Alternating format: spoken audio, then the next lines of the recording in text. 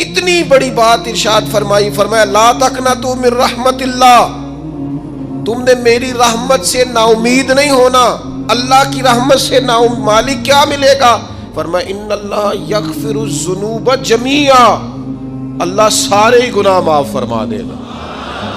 تو جن لوگوں کو اللہ کی رحمت پر نبی کریم علیہ السلام تشریف فرما ہے، امام غزالی نے لکھا ایک بدو آ گیا، دیہاتی سادہ آدمی، سادے بندے بھی سادے ہوتے ہیں، ان کا بھی اپنا طرز زندگی ہوتا ہے۔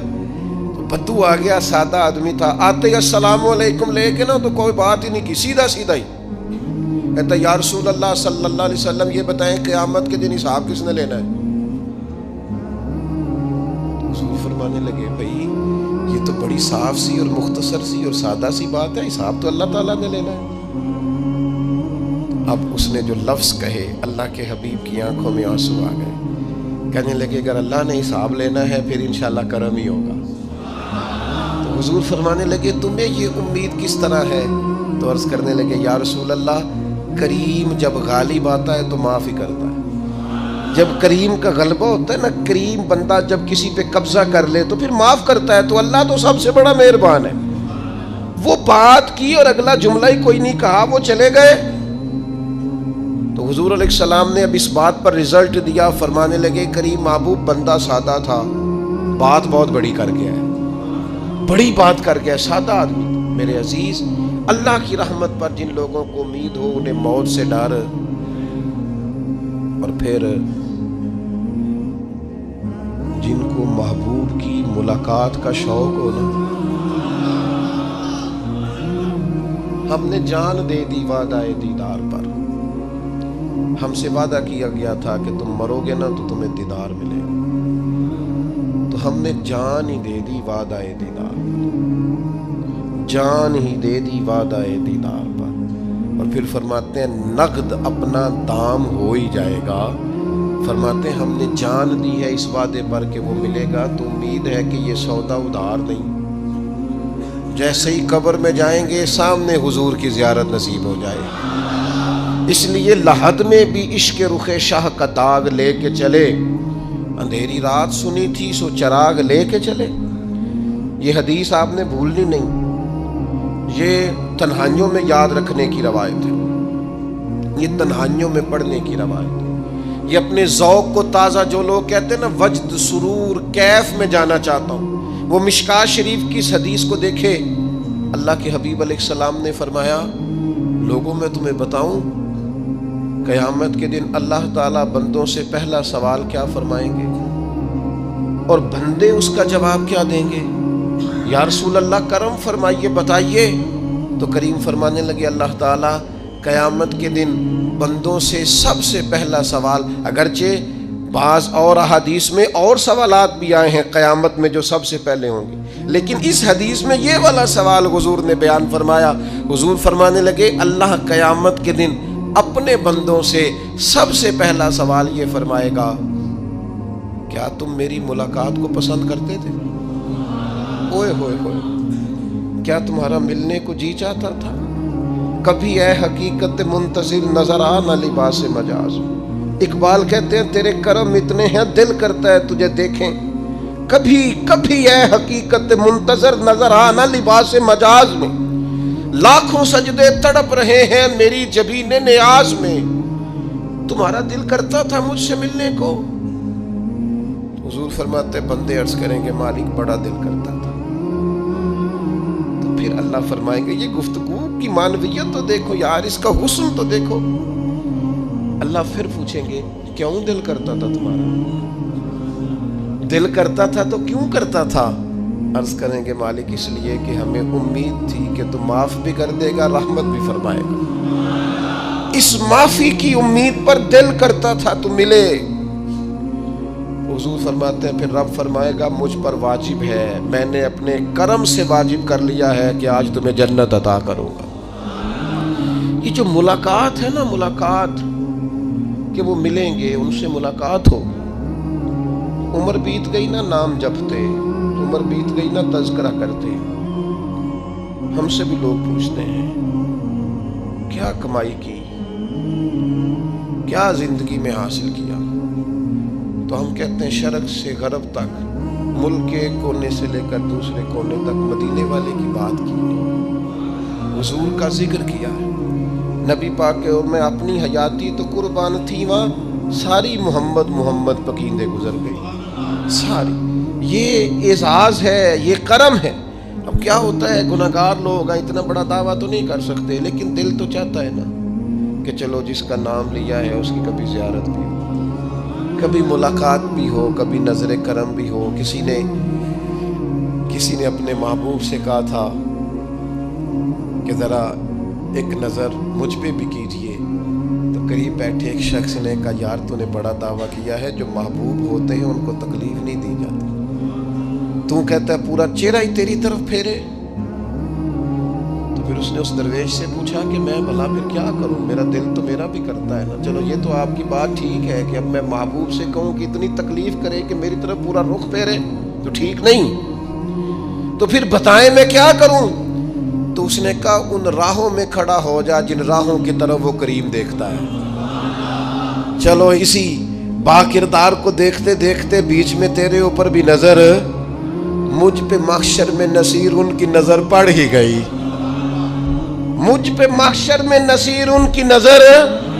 اوئے ہوئے، اللہ کرے آپ کو بھی وہ لطف آئے جو مجھے آ رہا۔ کہتے مجھ پہ محشر میں نصیر ان کی نظر، یہ انتہائی عاجزی ہے کہنے والے کی۔ اس نے بالکل اپنے آپ کو ختم کر کے کہا کہ میں قابل تو نہیں تھا، اور میں پھر تکلیف دیتا کہ میری طرف دیکھیں، اسپیشل میرے لیے وقت نکالیں۔ پر کرم یہ ہوا کہ مجھ پہ محشر میں نصیر ان کی نظر پڑ ہی گئی۔ کہنے والے اسے کہتے ہیں خدا کا کرنا، کہنے والے اسے کہتے ہیں خدا کا کرنا۔ اللہ نے کیا کہ نظر مجھ پر پڑ ہی گئی، اور جب پھر پڑ گئی تو تیری ایک نظر کا کمال ہے اور میری زندگی کا سوال ہے۔ بس جب پڑ گئی تو سو پھر پڑ گئی۔ موت سے وہ بندہ کبھی نہیں ڈرتا جسے ملاقات کا شوق ہو۔ ملنا چاہے داتا علی اجویری سے اور موت سے ڈرے، ملنا چاہے حضرت غوث پاک جیلانی سے اور پھر موت سے ڈرے۔ زندگی گزری ہو علی علی کرتے پھر موت سے ڈرے۔ عمر بھر سیدنا عثمان غنی کی سخاوت کی بات کی ہو اور پھر جنت میں جا کے ان سے ملنے کا شوق پیدا نہ کرے۔ ساری زندگی سیدنا فاروق کا عدل بیان کیا ہو، ساری زندگی ان کے انصاف کا تذکرہ کیا ہو، پوری امت کو بتایا ہو کہ اگر جینا چاہتے ہو تو عمر کے رستوں پر چلو، اور پھر یہ موت سے ڈرے اور مر کے جناب فاروق اعظم کی زیارت کو پسند نہ کرے۔ جسے صدیق کی وفائیں یاد ہو، جنہیں جناب ابو بکر صدیق کا عشق یاد ہو، وہ پھر ان کی زیارت نہ کرنا چاہے اور ساری عمر حضور کی نعت پڑھی ہو۔ مانا نہیں آتا تھا پھر بھی کہا بلغ العلا بکمالہ کشف الدجا بجمالہ حسنت جمیع خصالہ صلو علیہ والہ سے نہیں ترجمہ آتا تھا، پر جب بھی کو پڑھتا تھا یہ بھی جھومتا تھا مولا یا صلی وسلم دائماً۔ میں آپ کو بتاتا ہوں، توتلا آدمی، توتلا اور دیوانہ مجذوب بیچارہ، سمجھ نہیں، توتلا بولنا بھی ٹھیک نہیں آتا۔ مجھے نماز کا سلام پھرا تو وہ جلدی آ گئے، وہ ایک مجذوب آدمی تھے، سادے تھے، تو سلام لی تو کہنے لگے میں گل کرنی سی۔ تو میں نے ان سے کہا کہ تھوڑی دیر کے بعد ملتے ہیں۔ سادہ آدمی ہے، اللہ مجھے معاف کرے، میں کوئی نقل تو نہیں ان کی اتار سکتا۔ اس زبان کو ہم توتلی نہیں کہتے، ہم اس زبان کو بلالی زبان کہتے ہیں۔ یہ بڑی خوبصورت زبان ہوتی ہے۔ یہ جو توتلے لب و لہجے ہوتے ہیں نا، وہ جب بچہ پوری طور پہ اماں نہیں کہہ سکتا، توتلا ہوتا ہے، تو کوئی مزہ آتا ہے اماں کو اماں کہلوانے میں۔ جب وہ پوری طور پر باپ کو بابا نہیں کہہ سکتا اور توتلا ہوتا ہے تو کوئی مزہ آتا ہے کہنے میں۔ وہ جب دادی نانی دادا کہتا ہے تو دادے کا دل کرتا ہے یہ 100 بار کہے، چونکہ اسے کہنا نہیں نہ آتا، لیکن اس توتلاہٹ میں جو اس کو لطف آتا ہے۔ مجھے بڑے لوگ آ کے شعر سناتے ہیں، میں نے بڑے خوشگلو نعت خانوں سے زندگی میں سنا ہے۔ وہ صاحب میرے پاس آئے اور میں نے کہا بعد میں ملیں گے، تو سادہ آدمی ہے، مجذوب ہے، پورا شعور نہیں رکھتا۔ مجھے کہنے لگا مصطفیٰ جان رحمت کے بعد، مصطفیٰ جان رحمت پہ لاکھوں سلام کے بعد، یعنی معنی یہ تھا کہ سلام کے بعد۔ تو اب بڑے بڑے سریلے بندوں سے بھی بندہ سنتا ہے میرا دل کرے، اور میں نے جان بوجھ کے ان سے کہا دوبارہ کیا آج ذرا، کیونکہ توتلے تھے نا، میں نے کہا تو کہنے لگے مصطفیٰ جان رحمت پہ لاکھوں سلام کے بعد وہ میرے عزیز یاد رکھو ساری زندگی حضور کی نعتیں پڑھی، نبی پاک کے تذکرے سنے، اب موت سے ڈر جائیں؟ حالانکہ موت تو ایک پل ہے، پل سے گزریں گے تو سامنے اللہ کا دیدار بھی ہوگا، مدینے والے کی زیارت بھی نصیب ہوگی، تو زیارت ہوگی، اور ہر نظر کانپ اٹھے کہ محشر کے دن خوف سے ہر کلیجہ دہل جائے گا، اوڑھ کر کالا جبہ وہ آ جائیں گے اور سارے محشر کا نقشہ بدل جائے گا۔ یہ موت کا خوف نکالنے والی چیزیں ہیں، ڈر۔ اچھا مجھے ایک بات بتائیں، یہ میں امید کی بات کرنے لگا ہوں، چلیں اب یہ بات تو مشکل ہے پر کرنی پڑے گی، مجبوری ہے۔ کبھی کبھی ابا جی سے مار بھی پڑ جاتی ہے بندے کو، گھر میں کوئی 2-4 لگ بھی جاتی ہیں، تو اس وقت نا جو سب سے بڑا سہارا کسی کو نصیب ہوتا ہے وہ یہ ہوتا ہے کہ اللہ کرے اماں گھر میں موجود ہو۔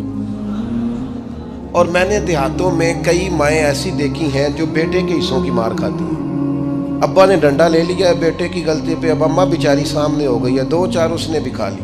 یہ بات آپ سمجھیں، موت کا خوف نکالنے کے مفہوم میں بات عرض کر رہا ہوں۔ اماں موجود ہونا گھر میں تو ابا سختی بھی کرنے لگے تو کسی وقت احساس ہوتا ہے کہ جناب یہ سختی نہیں ہوگی کیونکہ میری اماں، اور اماں پوری وکیل بن جاتی ہے، کہنی تو نہیں پتا وہ ہو گئی غلطی، وہ فلانے دے منڈے نے خراب کیتا ہے، حالانکہ ہو سکتا ہے اس نے اس کو بھی خراب کیا ہو، لیکن وہ اماں وکیل ہے، وہ وکالت کر رہی ہے اور وہ بے لوث کر رہی ہے، ہوتا ہے ایسے۔ اس بات کو سمجھ لیں اچھے طور پر، موت کا خوف نہیں، ڈر نہیں، اس لیے کہ گھر میں ماں موجود ہو تو باپ کا ڈر نہیں ہوتا، تو قبر حشر میں تو رسول کریم موجود ہے، وہاں تو نبی کریم موجود ہے، وہاں تو اللہ کریم اپنی رحمت فرمائے گا بندوں پر، اس لیے خوف نہیں، پینک نہیں، اپنی غلطیوں کا احساس ضرور کریں، اپنے اعمال پر توجہ ضرور دیں، لیکن موت کے خوف تلے دبتے نہ جائیں، انشاءاللہ صبح قیامت کرم ہوگا۔ میرے نبی پاک علیہ الصلوۃ والسلام نے تو فرمایا ہے بس ہم نے ایمان کامل لے کے جانا ہے دنیا میں۔ حضور نے فرمایا ہے جس طرح 14ویں رات کا چاند چمکتا ہے اس طرح میرے غلاموں کے چہرے چمکیں گے قیامت کو۔ اللہ کے رسول صلی اللہ علیہ وسلم فرماتے ہیں جسم کے جن جن حصوں پر وضو کا پانی لگتا رہا وہ قیامت میں چمکیں گے، دور سے لوگ ان کا نور دیکھیں گے، پتہ چلے گا وہ محمد عربی کے غلام آ رہے ہیں۔ یہ کرم ہوگا صبح قیامت، یہ عطائیں ہوں گی، اس لیے مومن موت سے ڈرتا۔ سیدنا بلال حبشی رضی اللہ تعالیٰ عنہ، آخری وقت ہے، نزع کا عالم طاری ہے، اور یہ گفتگو دیکھیں غلاموں کی، آپ کی اہلیہ رو پڑی، کہنے لگی ہائے ہائے افسوس۔ حضرت بلال فرمانے لگے کیا ہوا؟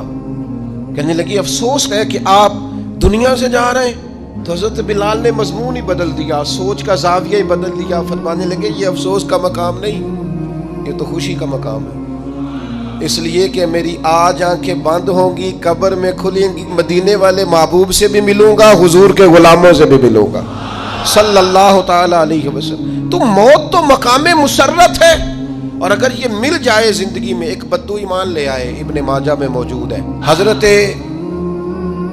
ابو ہریرہ رضی اللہ تعالیٰ عنہ حدیث کے راوی ہیں، فرماتے ہیں ایک بدو ایمان لائے اور انہوں نے حضور علیہ السلام کے ساتھ ہجرت بھی کی، ابن ماجہ میں موجود ہے۔ تو نبی پاک علیہ السلام نے نا انہیں ایک صحابی کے ساتھ کر دیا، وہ ان کے کام کاج میں مصروف ہو گئے ان کے ساتھ۔ تو حضور علیہ السلام نے نا ایک جگہ سے مال غنیمت آیا، تو طریقہ مبارکہ یہ تھا کہ مال غنیمت میں سب کو حصہ دیا جاتا تھا، اگرچہ وہ جہاد پہ نہیں گئے لیکن حضور نے انہیں بھی حصہ دیا، تو وہ صحابی تو رو پڑے، عرض کرنے لگے حضور میں اس کے لیے تو ایمان نہیں لایا تھا۔ حضور نے فرمایا پھر بتائیے، گرچہ حضور جانتے ہیں کس لیے لائے تھے؟ عرض کی حضور میں تو اس لیے ایمان لایا تھا کہ میں رب کی راہ میں لڑوں گا اور میں اپنی جان پیش کروں گا، میں شہادت کے لیے ایمان لایا تھا، مجھے یہ مال دولت نہیں چاہیے۔ تھوڑی ہی دیر گزری کہ ایک اور مارکے کا اعلان ہو گیا، جنگ کا اعلان ہو گیا۔ حضور نے فرمایا چلو، وہ گئے اور چند ہی لمحے گزرے کہ وہ میدان میں اترے اور پھر شہید ہو گئے. صحابہ کرام ان کی مقدس لاش مبارک کو اٹھا کے محبوب کے قدموں میں لائے تو نبی کریم نے کیا خوبصورت بات ارشاد فرمائی. حضور فرمانے لگے دیکھو اس نے اللہ کی تصدیق کی ہے تو رب نے بھی اس کی تصدیق فرما دی. اور پھر یہ دو جملے محبوب کہتے کہتے اٹھے اور پھر حضور نے اپنا جبہ مبارک اتارا اور اتار کے فرمایا اس بندے کو نہ اس جبے میں کفن دے دو, اس میں اسے کفن دو, اس لیے کہ تو شہادت کے لیے ایمان لایا, موت کی آنکھوں میں آنکھیں ڈال کے جیا, اپنی زندگی کمزور نہ گزارو. مسلمانوں پہ کافر کا رعب طاری ہو گیا ہے. ایک تو ہوتا ہے نا کہ کوئی مدد کرنا, کوئی آگے بڑھنا, فلسطین کا نام تک نہیں لے رہے حکمران زبان سے, ذکر تک نہیں کر رہے, چینل ذکر نہیں کر رہے. اتنا رعب, اتنا کفر کا خوف, صرف اس لیے کہ ہمیں موت کا ڈر ہے. مر جائیں گے تو بستر پہ نہیں مریں گے, بیماریوں سے نہیں مر جاتے لوگ. خدا کے بندو اپنی زندگی میں اتنا خوف اگر موت کا پیدا کر لو گے. حضرت سعید ابن جبیر رضی اللہ تعالیٰ عنہ بہت بڑے فقیہ تھے. حجاج بن یوسف نے بلایا اور کہنے لگا میں تمہیں موت دینے لگا ہوں, مار دوں گا تمہیں. بڑا ظالم آدمی تھا, بڑے لوگ اس نے قتل کیے تھے. حضرت سعید رضی اللہ تعالیٰ عنہ مسکرا پڑے اور غصے میں آیا, کہنے لگا کیوں ہنستے ہو؟ فرمانے لگے تو بڑا بیوقوف ہے, تجھے کس نے کہا زندگی اور موت تیرے ہاتھ میں, یہ تو تب آئے گی جب میرا رب چاہے گا. کہنے لگا لے جاؤ ان کو اور جا کے قتل کر دو.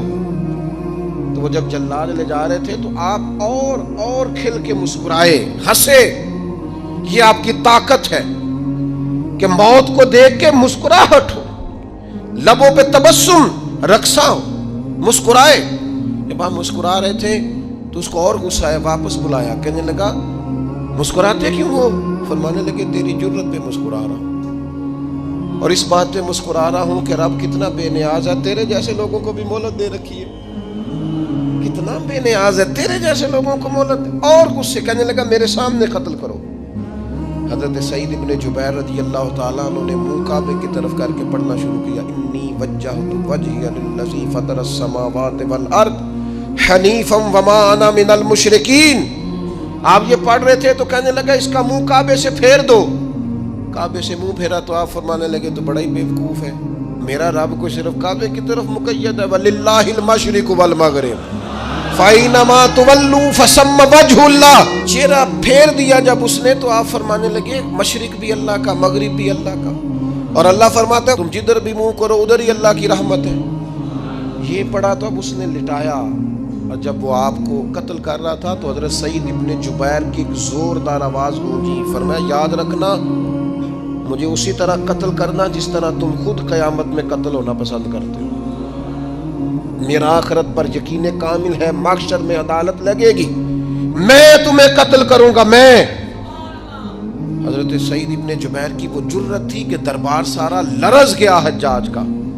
حضرت سعید ابن جبیر رضی اللہ تعالیٰ عنہ کہنے لگے اللہ اسے میرے بعد کسی پر مسلط نہ کرنا, میرا قتل آخری ہو, میرے بعد نہ ہو. ڈر گئے لوگ, سہم گئے. اور وہ جو جلاد آپ کو قتل کر رہا تھا اس کے بھی ہاتھ کانپ رہے تھے. اتنی جرت, موت کا ایک منٹ کے لیے خوف نہیں.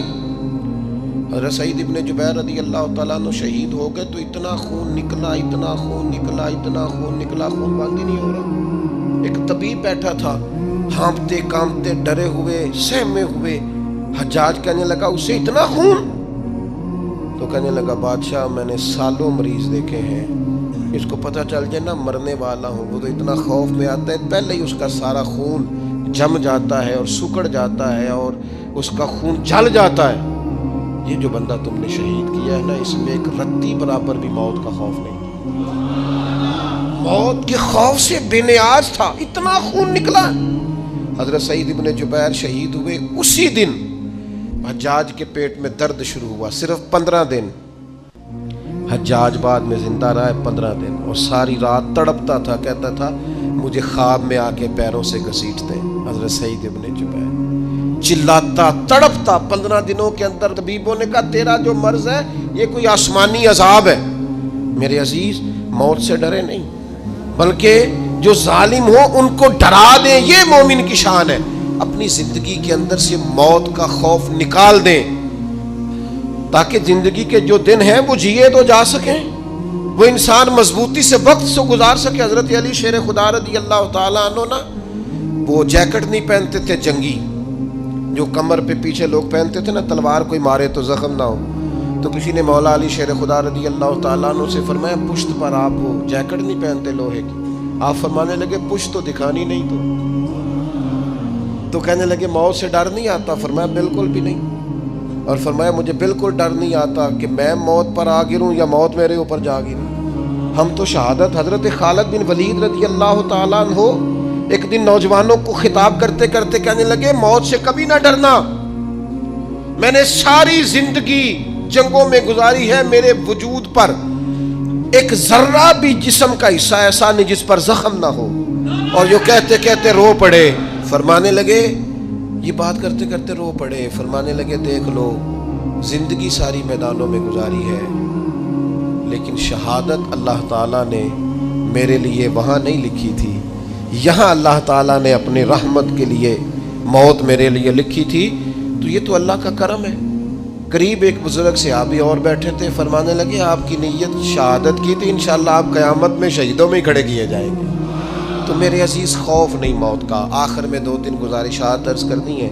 ایک تو میری آپ سے گزارش ہے، جنہوں نے ابھی تک قرآن مجید کی تلاوت شروع نہیں کی، وہ ابھی سے آج سے 10 منٹ ٹائم ہو تو مسجد میں بیٹھ کے ایک رکوع پڑھ کے جائیں، قرآن مجید نہیں چھوڑنا۔ رمضان کا تعارف یہ ہے کہ شہر رمضان الذی انزل فیہ القرآن، تو قرآن مجید سے دلچسپی۔ دوسری میری گزارش ہے راشن بانٹنے والوں سے بھی کہ مہربانی کریں لائنوں میں لگانا چھوڑ دیں، اور لینے والوں سے بھی میری عرض ہے کہ اللہ تعالیٰ سارا سال عطا کرتا ہے، 3-4 ہزار کے لیے کیوں اپنے آپ کو آپ تکلیف میں ڈالتے ہیں؟ سارا سال اللہ دیتا ہے۔ اور پھر میری آپ سے یہ بھی اپیل ہوگی کہ طبیعتوں میں حلم پیدا کریں، بردباری پیدا کریں، یہ بڑی ضروری چیز ہے۔ مثبت سوچیں لائیں، روزہ ہماری تربیت کرتا ہے۔ اور پھر آپ سے یہ بھی اپیل کروں گا رمضان شریف کی مقدس گھڑیوں میں صرف اپنے لیے نہیں سوچے، امت کے لیے سوچیں، بالخصوص فلسطین کے مسلمانوں کے لیے کم از کم دعا مومن کا ہتھیار ہے، وہ تو جم کے کریں اللہ کے حضور۔